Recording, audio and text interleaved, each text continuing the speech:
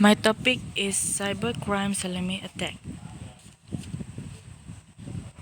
The definition of Salami attack is an attack on a computer network which involves the intruder siphoning off small amount of money from a file and placing them in another file that he or she can access.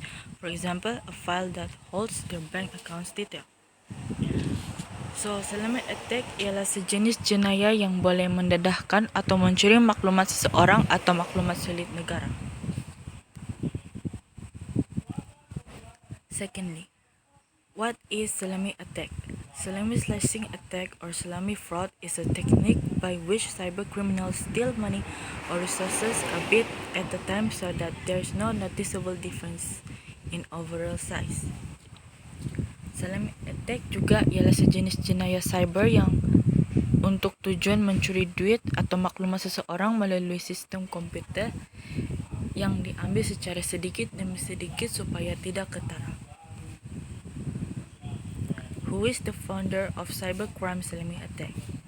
In 1940, the leader of the Hungarian Workers' Party, Matvas Rakosi, devised a strategy to eliminate the other parties with the intention of creating communist regime in that country. This strategy consisted of accusing certain rival politicians who were their competition of being fascist sympathizers. This forced the opposition party to finally expel them from their ranks, which weakened the rival party in the long run. Once he finished with this party, the same strategy was repeated with others until he seized powers. So, Matvas Rakosi menggunakan teknik Salami attack ini untuk tujuan perampasan kuasa politik agar intention of creating communist regime in that country came true. Fourth, how to identify Salami attack?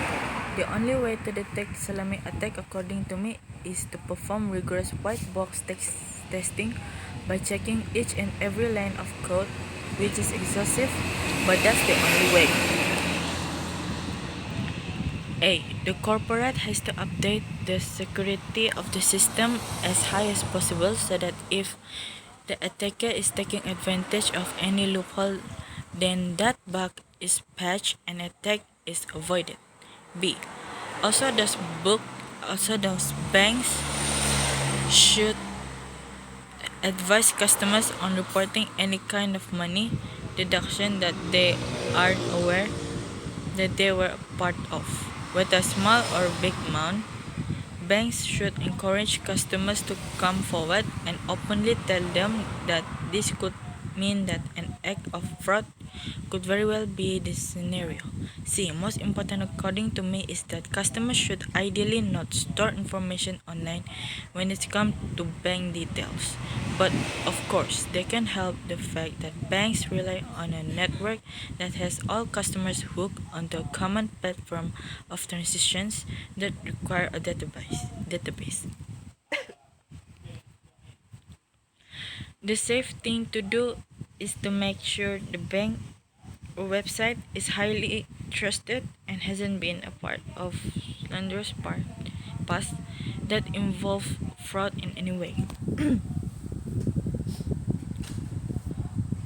To identify Salami attack, tidak cara lain selain daripada perform rigorous white box testing by checking each and every line of code.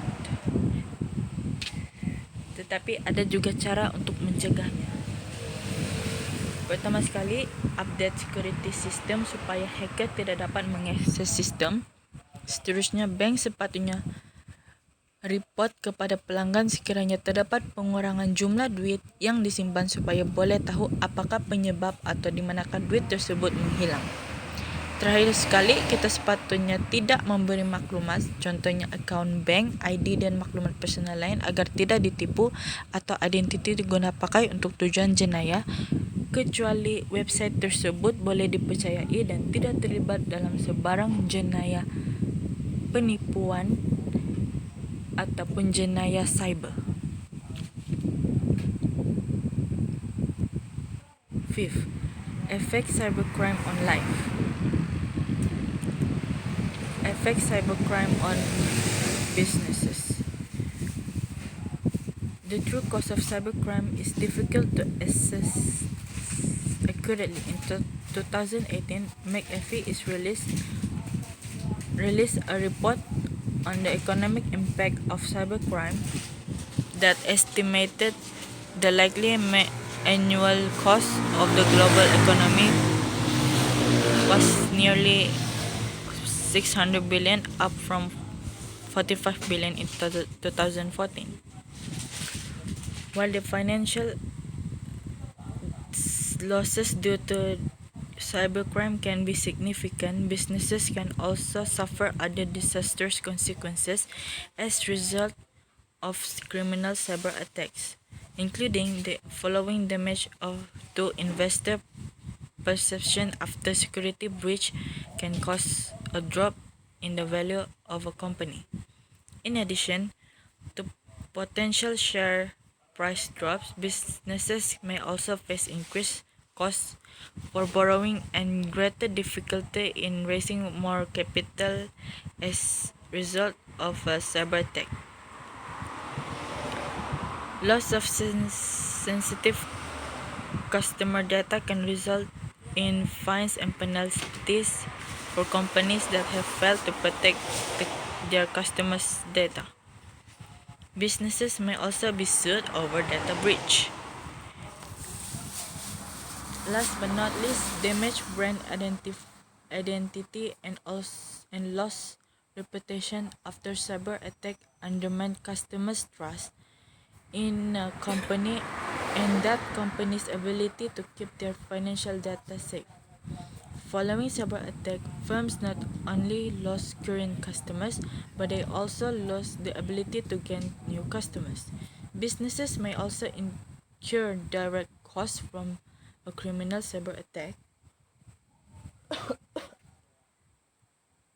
including increased insurance premium costs and the cost of hiring cybersecurity companies to do incident response and remediation, as well as public relation PR and other services related to an attack. Other than that, effects of cybercrime on national defense. Cybercrime may have public health and national security implications, making computer crimes one of DOJ's top priorities. In the United States, the Federal Bureau of Investigations (FBI) Cyber Division is the agency within DOJ that is charged with combating cybercrime. The Department of Homeland Security (DHS) sees strengthening the security and resilience of cyberspace as an important homeland security mission. Agencies such as the U.S. Secret Service (USSS) and U.S. Immigration Customs Enforcement (ICE) have special divisions dedicated to combating cybercrime. USSS Electronic Crime Task Force ECTF